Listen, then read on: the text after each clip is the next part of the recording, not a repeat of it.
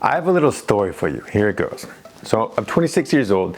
It's the summer before I begin graduate school, and I'm egging for one of those last hurrah adventures before settling into a long commitment to academia. So my friend David and I decided to ride our rickety motorcycles all the way from Albuquerque, New Mexico, all the way south to Mexico City, which is about 1,500 miles. And it's a fantastic adventure.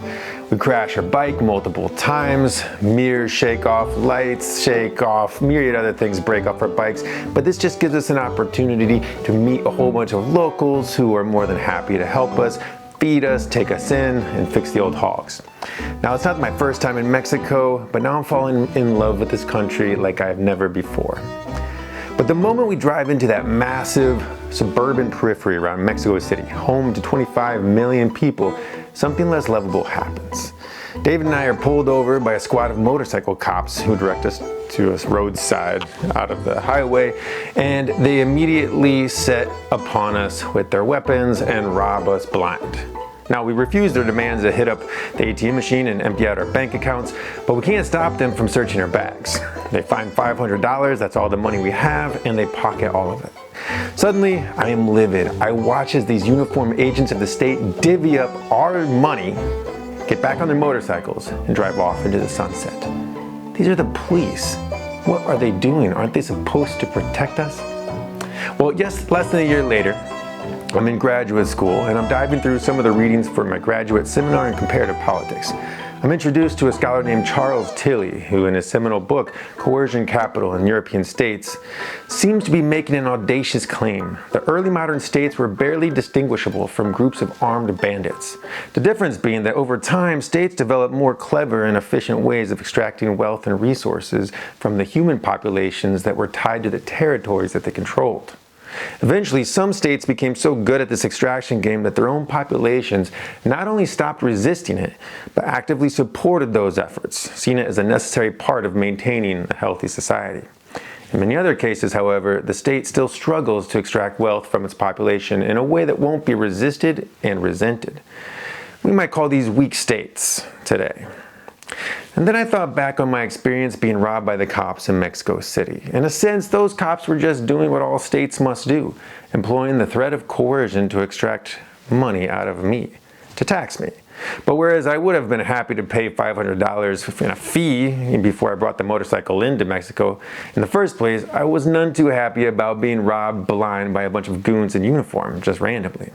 Anyway, it really got me thinking, what is the modern state? Where did it come from? And why do different states perform so differently from place to place? Well, let's find out. I'm Professor Michael Wolf, and this is Comparative Politics Online.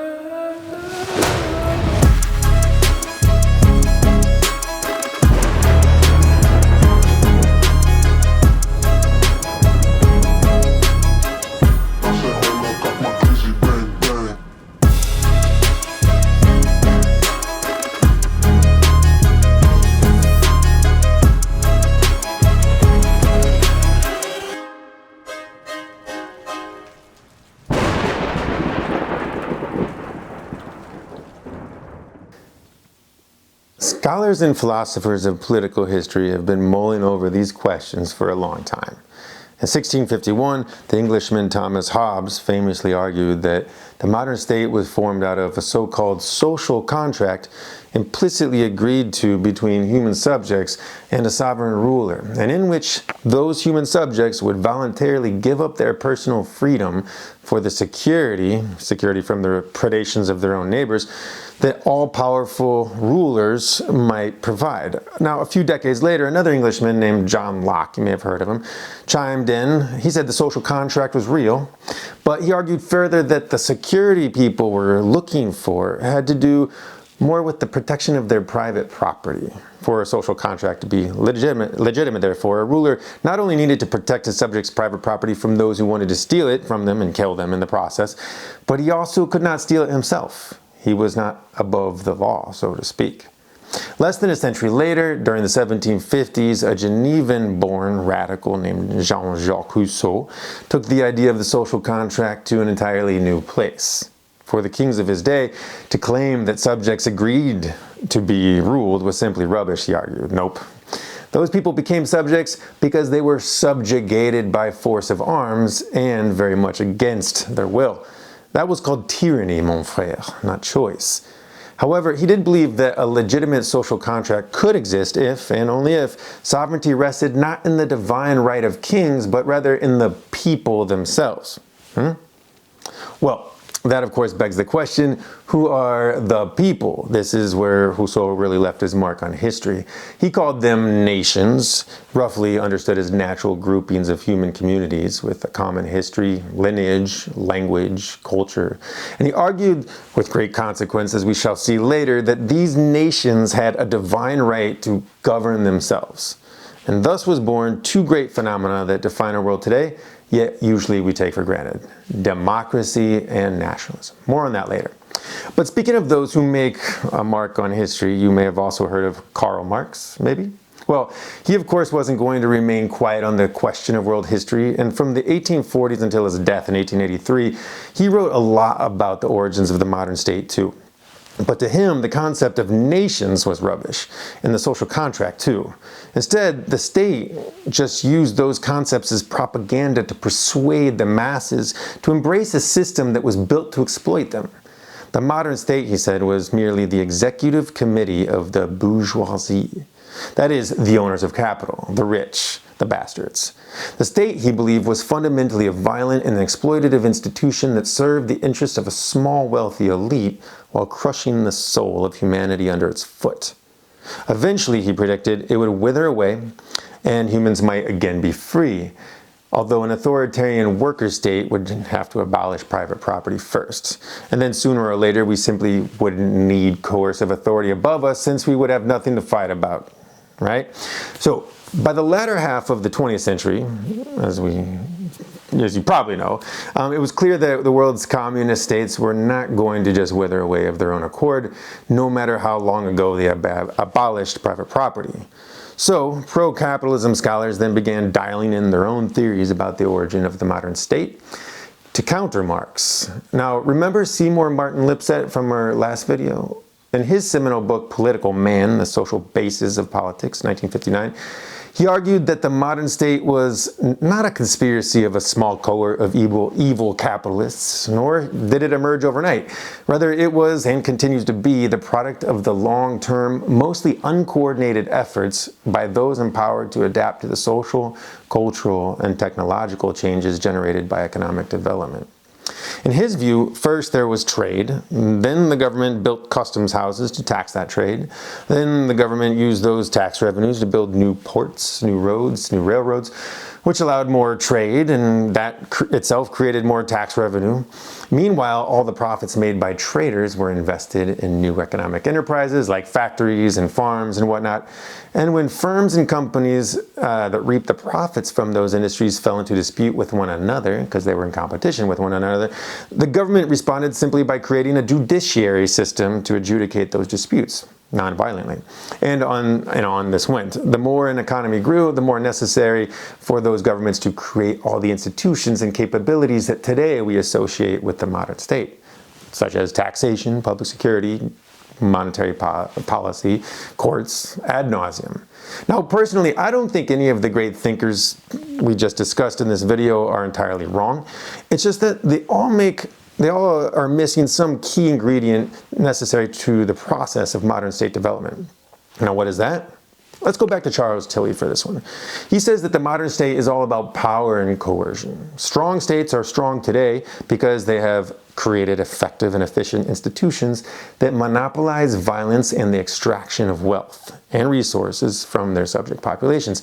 Weak states, on the other hand, at least historically, didn't typically survive for very long. If they couldn't tax their populations effectively and then use that money to create powerful armies and navies to defend themselves, then they would soon lose wars to more powerful states who in turn would simply swallow them up and take everything from them. Interestingly, according to Tilly, it was war itself that put the fire under the king's asses to construct all of the key institutions that today we associate with the modern state. This is because war, at least back in the day, was usually an existential threat. That is, if you and your kingdom went to war and you lost, there was a good chance that your kingdom itself and your head would cease to exist, and no one was ever going to come to save you. There was no international law. There was no legally recognized state boundaries. All was fair in love and war. And so as you as the king, had to figure out ways to raise enough money to fund an army and all its weaponry. And to do this, you had to tax your population a lot, while also somehow making sure you don't push your own people into rebellion against you. Now, that's a tough gambit. So here's the famous Charles Tilly quote you'll hear today for the first time perhaps, but you'll remember for the rest of your lives. War made the state, and the state made war. Think about this for a minute. The logical conclusion here is that if we hold this statement to be true, then everything we know and love about the modern state today, your nice highways, your public schools, social welfare systems, and above all, our sense of physical and economic security, all of this ultimately is the unintended consequence of centuries of devastating existential warfare. It was war that made all the strong states capable states today. It was war that made Germany, France, the United Kingdom, and even the United States.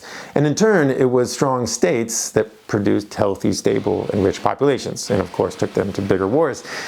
Okay, now let's pan out a bit to look at the world today. If centuries of existential war made states strong, and strong states made nations rich and politically stable, then what can we say about why many countries in, say, Africa are so poor and politically unstable?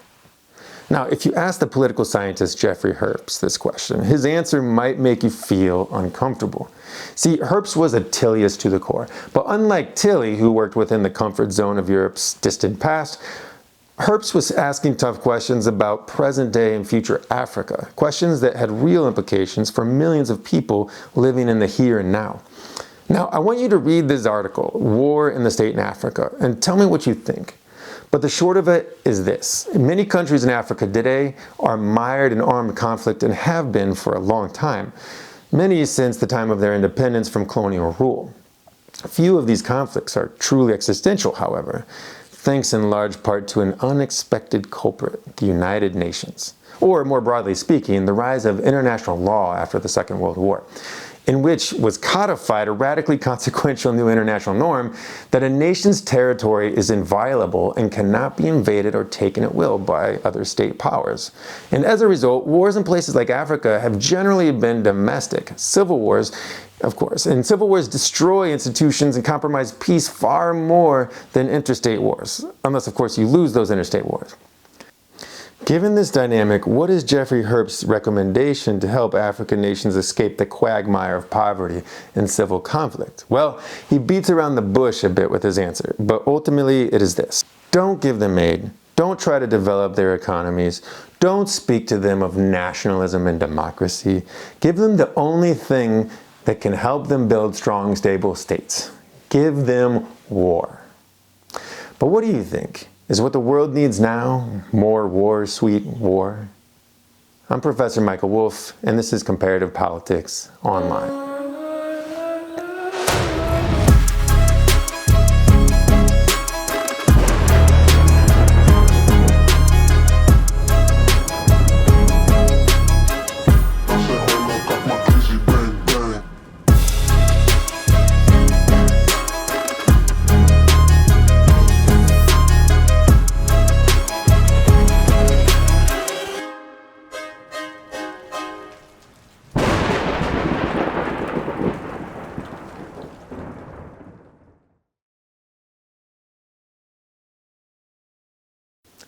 Let's go back to my story of Mexico. The reason I brought that up in the beginning of the video is that Mexico, it's not the Democratic Republic of Congo or Central African Republic or South Sudan or Somalia. It's not a failed state. Mexico is a fairly strong state comparatively when we look at all the states around the world.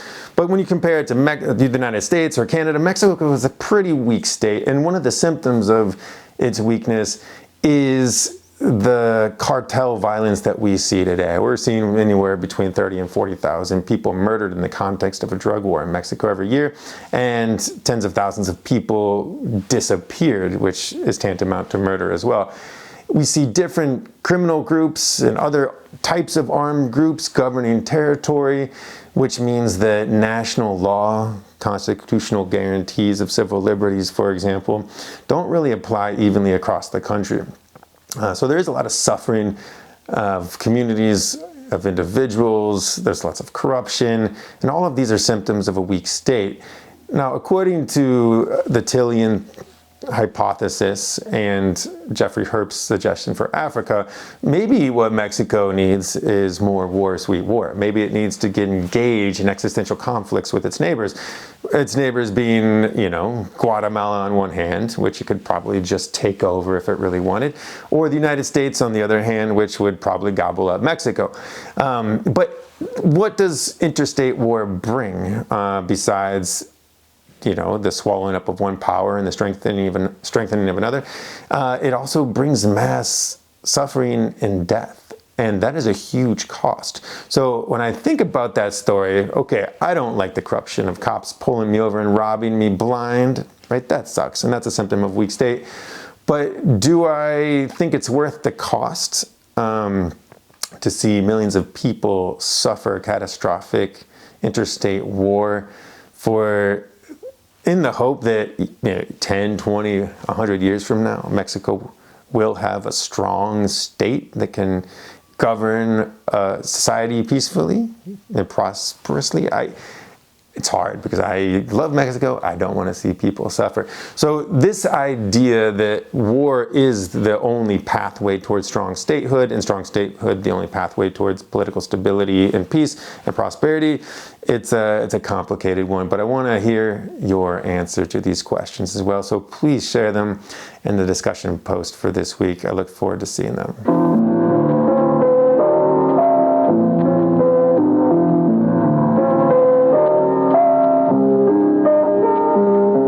Now in the television studios as we conclude another day of telecasting from WLWI Indianapolis, the Avco Broadcasting Corporation.